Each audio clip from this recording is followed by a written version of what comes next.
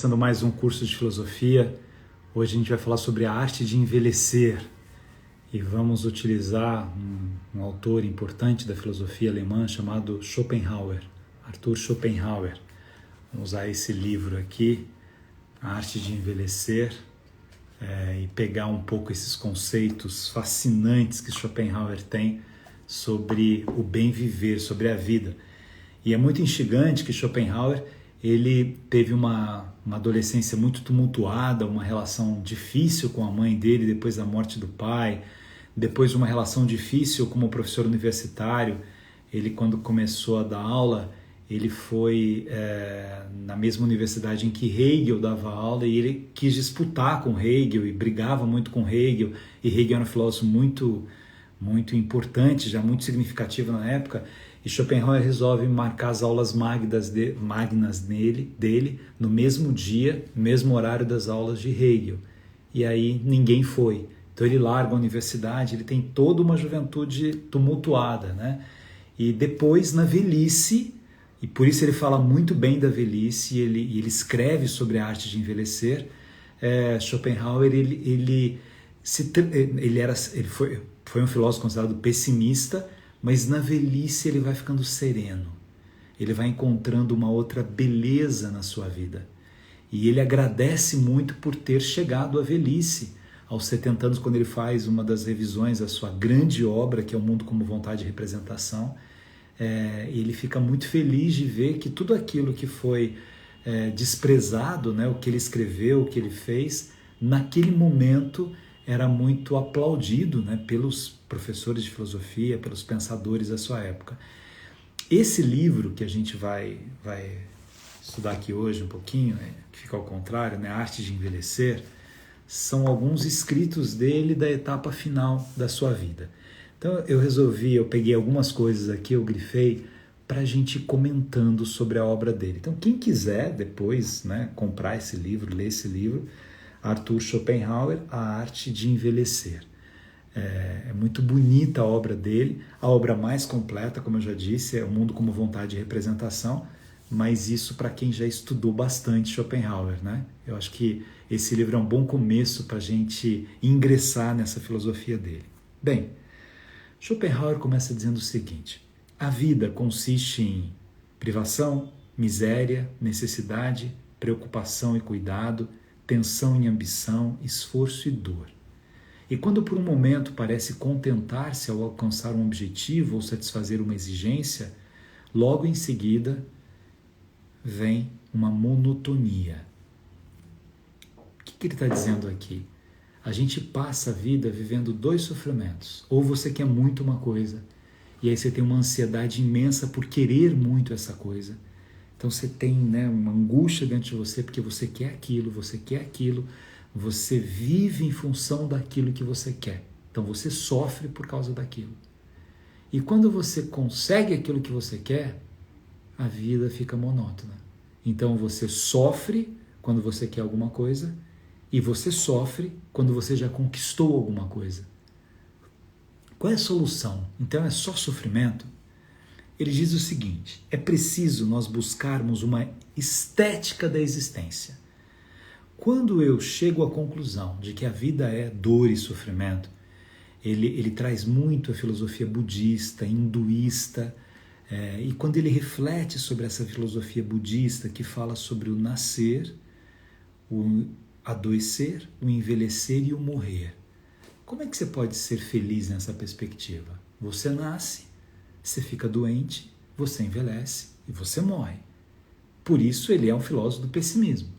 Mas dentro desse pessimismo ele vai buscar uma estética da existência. Como é que eu consigo encontrar o belo do existir nisso? Que estética é essa da existência? É uma estética conciliadora. Eu preciso me conciliar comigo mesmo.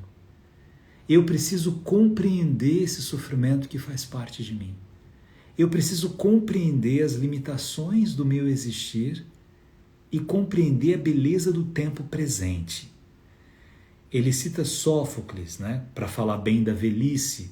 Sófocles dizia, né, Sófocles foi um importante pensador grego, um dramaturgo, que escreveu Antígona, por exemplo, né, uma peça que é um clássico. Sófocles dizia que envelhecer foi a melhor coisa que aconteceu com ele, porque ele ficou livre da pulsão sexual. Então, como ele não tinha mais essa loucura da sexualidade, ele pôde canalizar sua energia na paz. Aí Schopenhauer diz assim, ele não está errado nisso, porque na visão dele, os arroubos da juventude, os desejos desenfreados da juventude, os enlouquecimentos, as paixões, não comedidas que eu tenho, tudo isso é destruidor de quem eu sou. E quando eu chego na velhice, ele diz que a velhice é o tempo de colheita. A velhice é a plenitude da existência. A velhice é a maturidade em que, depois de ter experimentado várias estações da minha vida, vários momentos da minha vida, eu chego num momento da minha vida, da minha história, que eu começo a não dar muita importância àquelas coisas que são efêmeras, que são passageiras, porque eu já vivi aquilo. Mesmo que eu venha viver uma paixão na velhice, como eu já vivi várias vezes e já cicatrizou várias vezes, a minha compreensão dessa cicatrização será muito maior. Eu já tive várias perdas, eu já tive várias despedidas, eu já tive vários nãos, e tudo isso foi lapidando um pouco a minha alma, e eu fui tendo essa maturidade. Essa é a perspectiva de Schopenhauer. É interessante que ele cita muito Shakespeare, e Shakespeare tem uma obra que fala sobre a velhice, que chama O Rei Lear, que é uma história linda de um rei que divide o seu reino entre as suas 3 filhas, no momento que ele está cansado. Ele chama as 3 filhas, e pergunta se elas o amam, se elas acham que ele é o maior rei de todos os tempos. 2 filhas elogiam muito o pai, e uma terceira, que é quem mais amava o pai, não elogia, porque ela fica decepcionada com esse pai tão vaidoso. E aí, por causa disso, o rei resolve deserdar essa filha que mais o amava, e divide o reino, então, só entre as 2 filhas. E fica um tempo na casa de uma, um tempo na casa de outra, um tempo na casa... até que elas vão se cansando dele. Ele não tinha mais poder, só tinha aquele exército que elas sustentavam. Aí uma diz assim, olha, o senhor pode vir, mas não precisa trazer esse exército todo. Aí ele fica indignado, vai na outra filha, que diz a mesma coisa, enfim. Ele vai perdendo tudo e ele fica isolado, sem ninguém. Quando o bobo da corte tem um papel nessa dramaturgia, o bobo da corte é o que diz as verdades, ele olha para o Lear e fala assim, que pena que você ficou velho sem ficar sábio. Então aqui, quando Schopenhauer fala da velhice, ele está falando da sabedoria. Há muitas pessoas que chegam aos 70, 80, 90 anos com os mesmos vícios da juventude e sem essa compreensão do significado da vida, do sentido da vida, do que ela é, Você quer participar? Vem aqui. Olha quem está aqui na aula. Esse aqui chama Tales de Mileto. Ele estava ali prestando atenção. O que você quer falar sobre Schopenhauer, Tales? Hoje não é aula sobre Tales de Mileto, hoje é aula sobre Schopenhauer, que é uma outra coisa incrível que Schopenhauer fala sobre a beleza dos animais, sobre o significado dos animais, mas daqui a pouco eu falo isso. Então, para ele, a juventude é a época da intranquilidade e a velhice. A velhice, aqui a gente está falando da velhice no sentido bom, Daqui a pouco, não é bom usar o termo velho, é o termo que ele usa. A velhice no bom sentido. Velhice é experiência, velhice é plenitude, velhice é escolha, compreensão das escolhas, Olha que coisa interessante que ele fala aqui, nessa reflexão, que ele evita ler jornais, naquela época, porque a leitura dos jornais deve ser evitada ou em pequenas doses, porque é um aperitivo com gosto ruim para os amanheceres. Ao invés disso, prefira ver algum animal. Quando você olha a liberdade dos animais, quando você olha a beleza desta liberdade, a simplicidade deles, você tem um encantamento diante disso.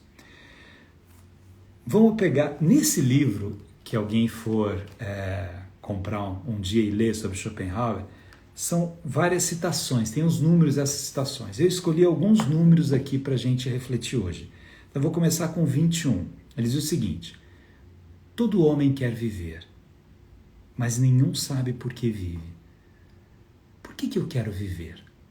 Schopenhauer diz que essa é uma pergunta que eu deveria fazer todos os dias. Por que eu quero viver? Eu quero viver. Mas eu quero viver para quê? Eu quero viver para comer e ir ao banheiro e dormir? É para isso que eu quero viver? Eu quero viver para guardar as coisas que eu tenho, para ser profundamente apegado? Eu quero viver para me vingar de alguém? Eu quero viver para destruir alguém? Para que eu quero viver? Essa é uma pergunta básica para a compreensão do processo filosófico. Para que eu quero viver? As leis devem punir não o homem, mas a ação, para que esta, tendo-se sempre em vista sua punição, não volte a ser cometida. O homem tem uma mania ruim de julgar o outro homem, de punir o outro homem. Aqui tem um conceito cristão, inclusive, né, que Deus ama o pecador e detesta o pecado. Então eu não estou punindo o homem pelo homem, mas por aquela ação que ele fez contra o homem. Agir segundo princípios abstratos é difícil e só dá certo depois de muito exercício. Isso é uma herança de Aristóteles. A gente aprende a fazer o correto a partir da prática, do hábito de fazer aquilo que é o correto. Eu aprendo a ser honesto sendo honesto, como eu aprendo a tocar piano tocando piano. O exemplo de Aristóteles é: eu aprendo a tocar cítara tocando cítara. Eu aprendo a ser bom sendo bom, eu aprendo a ser verdadeiro sendo verdadeiro, eu aprendo a ser generoso sendo generoso. Eu aprendo a arte do amar amando. Aí eu preciso unir 3 coisas fundamentais, diz ele: o meu pensar, o meu sentir e o meu querer. Eu penso, a minha razão é algo fascinante, o meu intelecto é algo fascinante, dizia ele. Eu sinto, os meus sentimentos são fascinantes. E o meu pensamento, com os meus sentimentos, me ajudam a um querer correto. O que eu quero? O que eu quero da vida? Eu acordei hoje, né? Cada dia é uma vida inteira que acontece num dia. O que eu quero hoje? O que eu vou fazer do meu dia hoje? Será que eu paro e penso sobre isso? É a pergunta dele. É uma tolice a gente lamentar-se do passado que eu deixei de aproveitar, do passado que eu deixei de encontrar algum prazer ou alguma felicidade. Já foi, já passou. Ah, se eu pudesse voltar aos meus 20 anos e fizesse isso, se eu pudesse voltar aos 30 anos, se eu pudesse voltar naquele dia que encontrei fulano e dissesse isso, se eu pudesse voltar. Não pode, já passou. É uma tolice você se prender por alguma coisa que já passou. Mas eu não aproveitei a minha juventude. Não aproveitou, aproveite a velhice. Aproveite o momento em que você está vivendo. Então, lamentar pela ausência de prazer de algo que já passou não é algo inteligente para o ser humano, diz ele. No mundo existe apenas um ser mentiroso. Olha aqui a braveza de Schopenhauer com relação ao homem. No mundo existe apenas um ser mentiroso, o homem. Todos os outros são verdadeiros e sinceros, na medida em que se mostram abertamente como aquilo que são e se manifestam tal como se sentem. Ele fala assim, veja os animais. O animal se manifesta como ele sente, ele manifesta medo, ele manifesta defesa dele, ele manifesta desejo, ele manifesta sede, ele manifesta fome. O ser humano é mentiroso, o ser humano é dissimulado. Você nunca sabe se aquilo que aquela pessoa está dizendo é o que ela está pensando ou não. As pessoas pensam uma coisa e dizem outra coisa. Essa dissimulação do ser humano é algo muito ruim e faz com que às vezes eu precise me afastar um pouco deles, vai dizendo Schopenhauer. Ele fala até das roupas. O animal não precisa ter roupa, não precisa esconder nada. O ser humano vai escondendo através de máscaras, de roupas. Ele critica as roupas que as pessoas usavam, cada vez mais exóticas, desnecessárias, para esconder alguma coisa que ele é. Usam a própria cabeça apenas como um servo do próprio ventre, os seres humanos, ou seja, como instrumento para atender os objetivos da vontade. E os extremamente poucos e raros têm coragem de dizer, não, o cérebro é bom demais para isso, ele deveria agir apenas para atender os seus próprios objetivos, para conceber o admirável e colorido espetáculo desse mundo e depois reproduzi-lo dessa ou daquela maneira como ilustração e esclarecimento. A maior parte dos homens Eles usam a sua própria vida como instrumento de egoísmo. Isso que ele chama de ventre, como uma concupiscência, como desejo de prazer, como desejo de sucesso, de glória.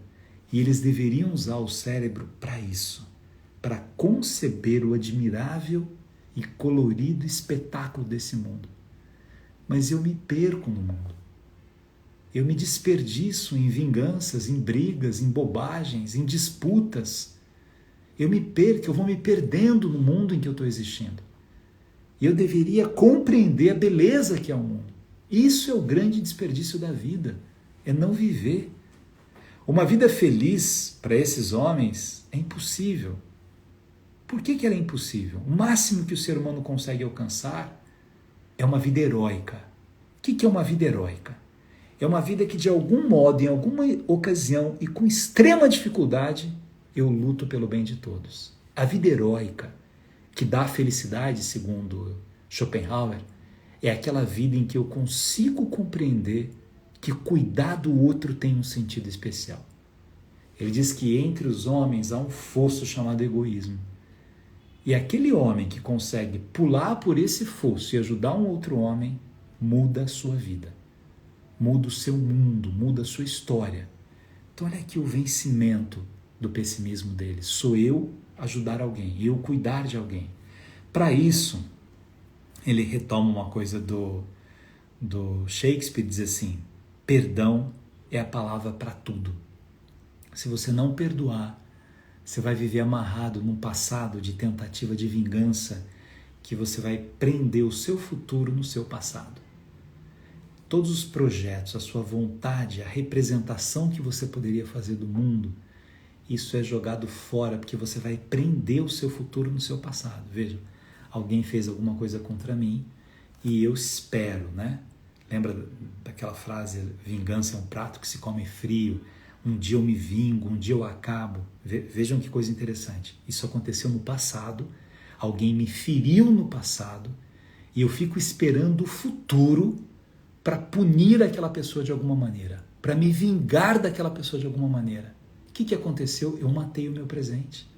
O meu passado que me atormenta, alguém fez contra mim, e o meu futuro que eu vou me vingar daquela pessoa que fez contra mim. Eu deixo de existir. Por isso a minha vida é um pessimismo, é um derrotismo. Por trás do mundo esconde-se algo diferente, que se torna acessível a nós quando merecemos, na medida em que nos livramos do mundo.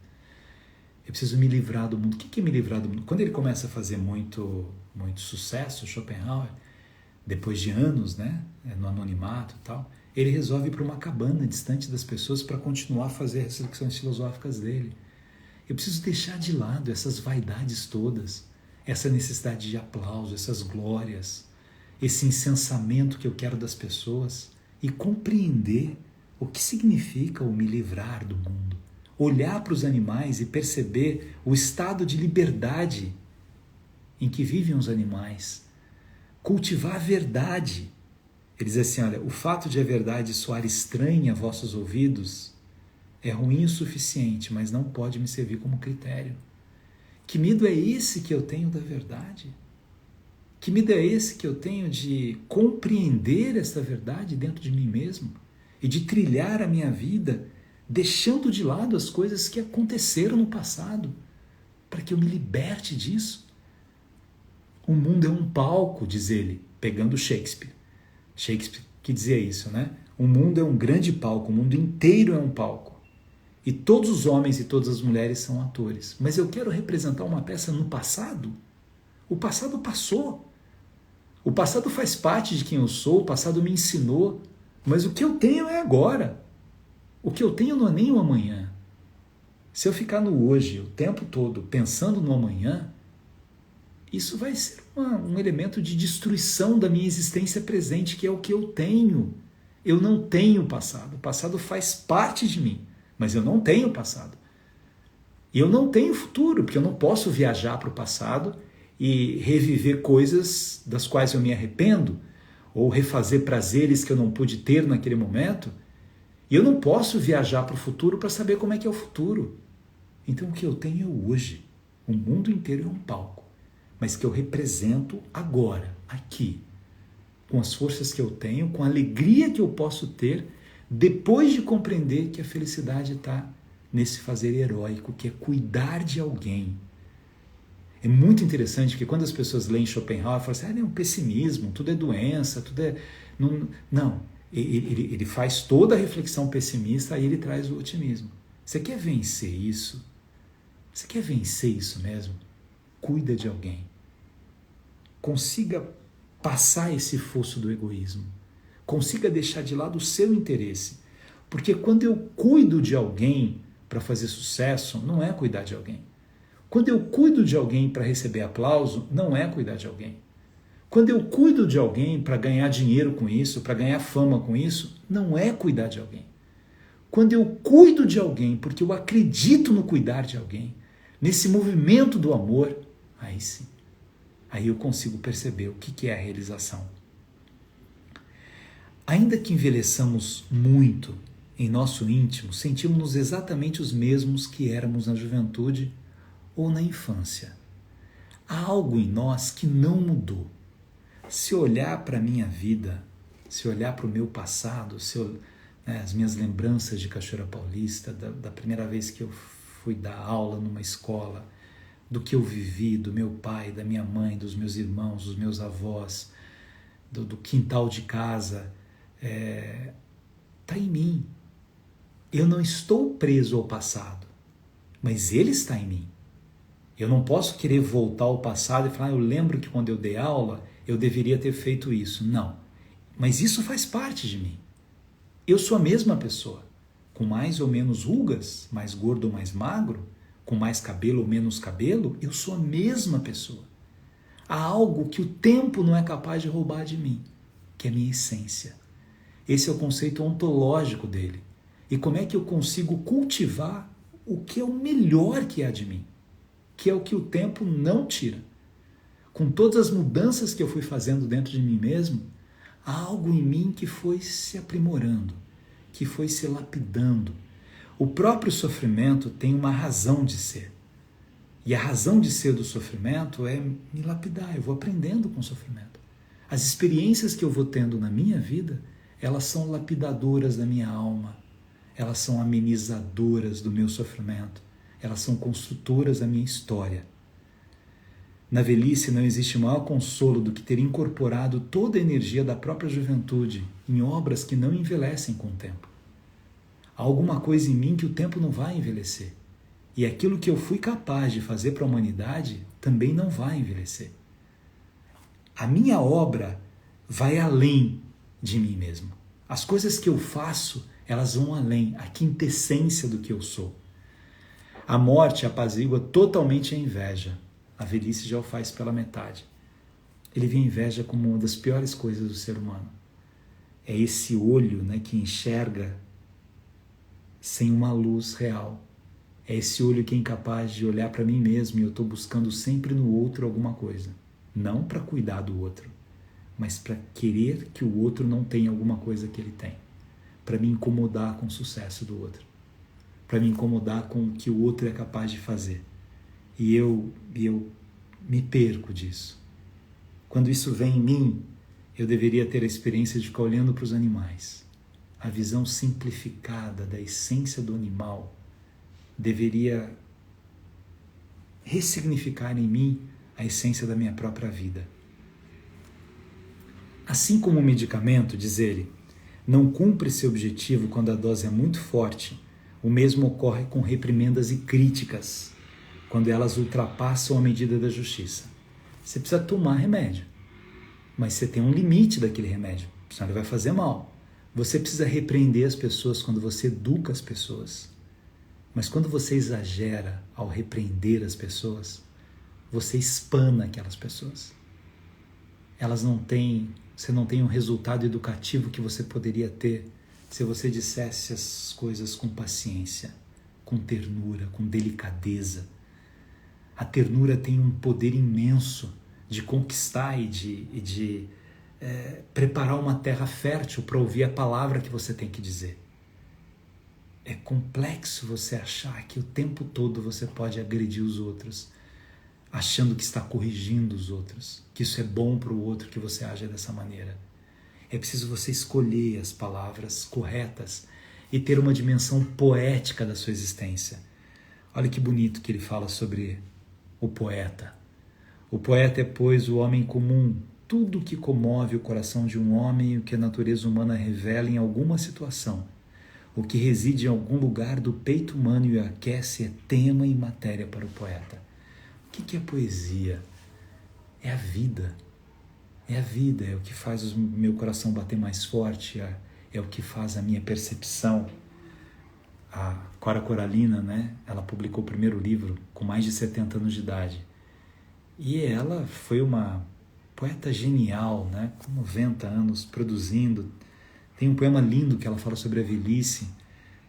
Mas olha que bonito esse pedaço aqui. Mesmo quando tudo parece desabar, cabe a mim decidir entre rir ou chorar, ir ou ficar, desistir ou lutar. Porque descobri no caminho incerto da vida que o mais importante é o decidir. Eu decido. Eu decido se eu quero ser uma pessoa pessimista, derrotista.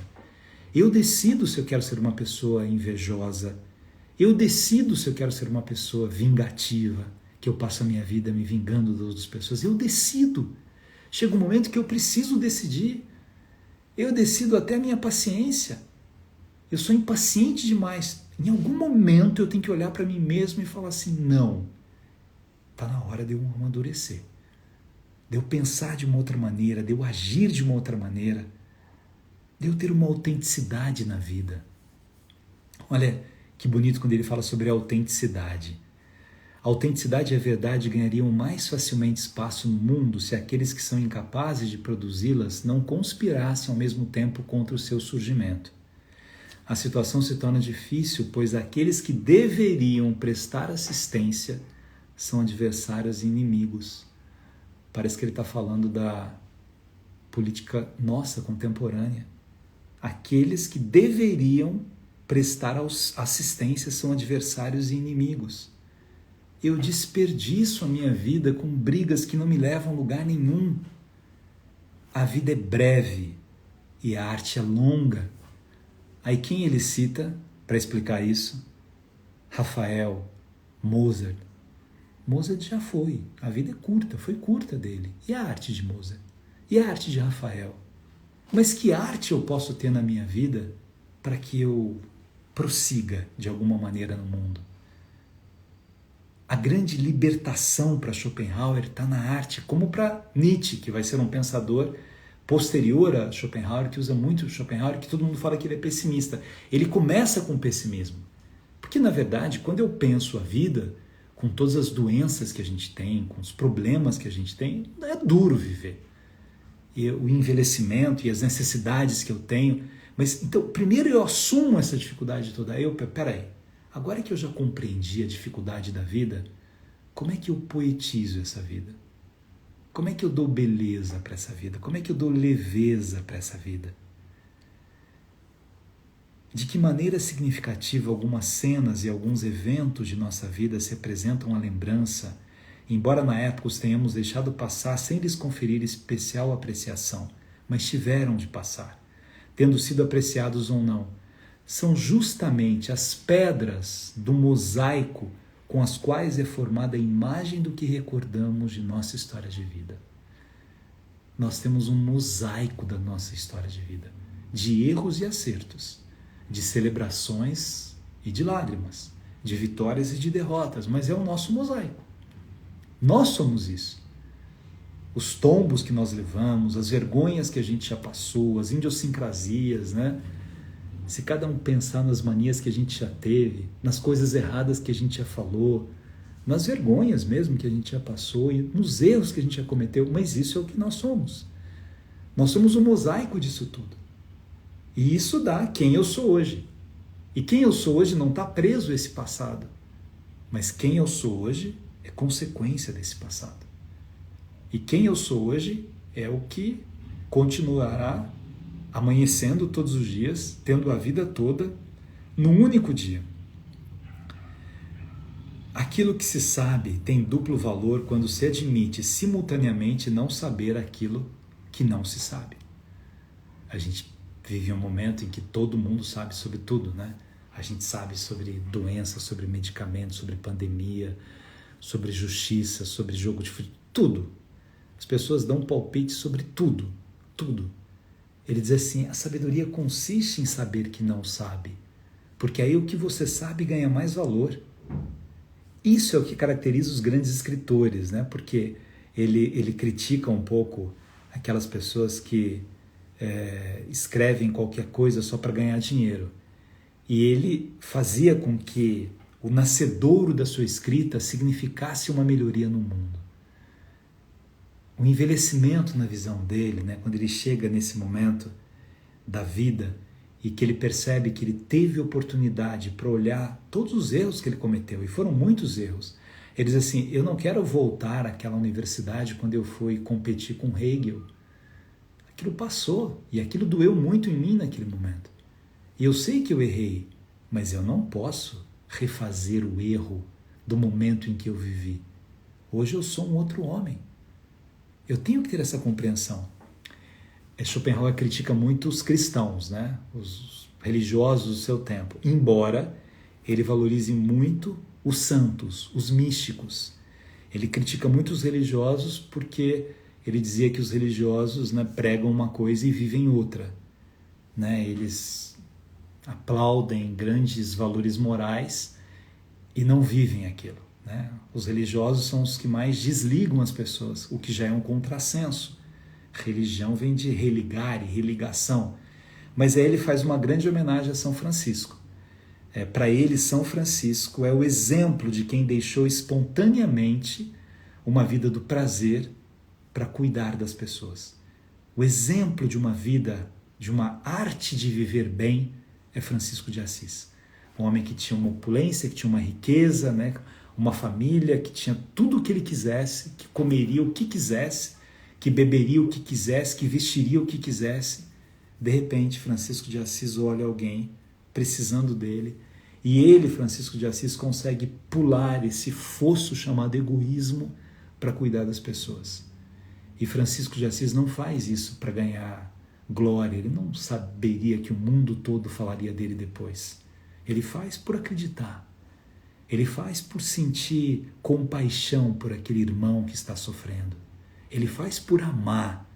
Ele diz assim, veja Francisco de Assis também, o Cântico das Criaturas, como algo dele de indiano, algo dele de budista, algo dele de qualquer elemento religioso, que consegue perceber que todo ser vivo merece respeito. A vida humana, o existir humano, a construção humana do ser humano se dá de forma plena quando eu sou capaz de perceber que eu faço parte de um todo. Eu faço parte desse universo. Ele fala dos insetos que fazem parte do universo, dos pássaros. Schopenhauer não gostava de ver nenhum tipo de animal preso. Ele dizia que o homem prendendo os animais, ele vai se esquecendo da beleza da liberdade. E ele, o homem, acaba se prendendo também, se escravizando também.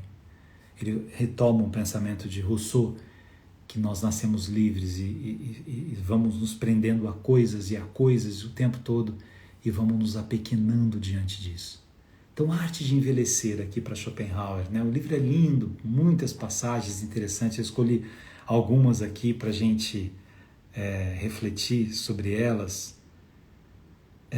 Olha que interessante o final, quando ele fala assim, o fato de que em breve os vermes roerão o meu corpo é um pensamento que eu posso suportar. Mas aquele de que os professores de filosofia irão carcomer minha filosofia, me dá calafrios, né? O livro chama A Arte de Envelhecer. Alguém está perguntando qual é o livro? O livro chama A Arte de Envelhecer, Schopenhauer. A Arte de Envelhecer. Toda saudade é uma espécie de velhice, Guimarães Rosa. Deixa eu ver um pouco vocês aqui, para a gente ir falando mais de Schopenhauer e do que vocês estão pensando sobre isso, né? Mas a beleza do conceito desse envelhecimento, dessa maturidade, dessa grandeza de vida, significa em compreendermos os momentos em que nós estamos vivendo e aos poucos irmos nos desfazendo, né, dos apegos que nós temos. A gente se apega a muitas coisas e nada nos pertence. quando a gente compreende que o que há de mais importante ninguém pode tirar da gente, que está dentro da gente, tudo isso faz com que a nossa vida tenha um outro sabor, tenha um outro sentido, tenha outro encantamento. A arte de envelhecer é isso, né? É você olhando na sua vida. Aliás, ele diz o seguinte: desde que a gente morre, desde que a gente vive, a gente já pode morrer. Então, desde que a gente vive, a gente já está envelhecendo. Eu posso compreender a arte de envelhecer aos 15 anos, aos 20 anos, aos 30 anos, em que eu vou percebendo que a vida vai indo. E ela vai indo e é algo que vai permanecendo em mim dessa vida, que vai morando em mim. E é isso que mora em mim que é o mais importante. Estou vendo que meu irmão está acompanhando aqui. Meu irmão ficou meio doente, minha cunhada, mas estão melhorando, graças a Deus. Os dois estão internados, mas os dois são fortes. São duas pessoas de muita fé. Meu irmão mais velho, minha cunhada linda.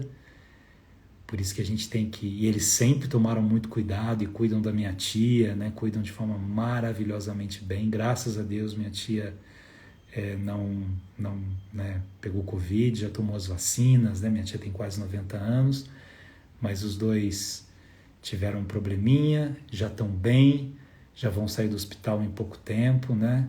Ele é de muita fé, Rosângela é de muita fé também. E é isso, acho que é o momento da gente cuidar um do outro, né? Compreender um do outro.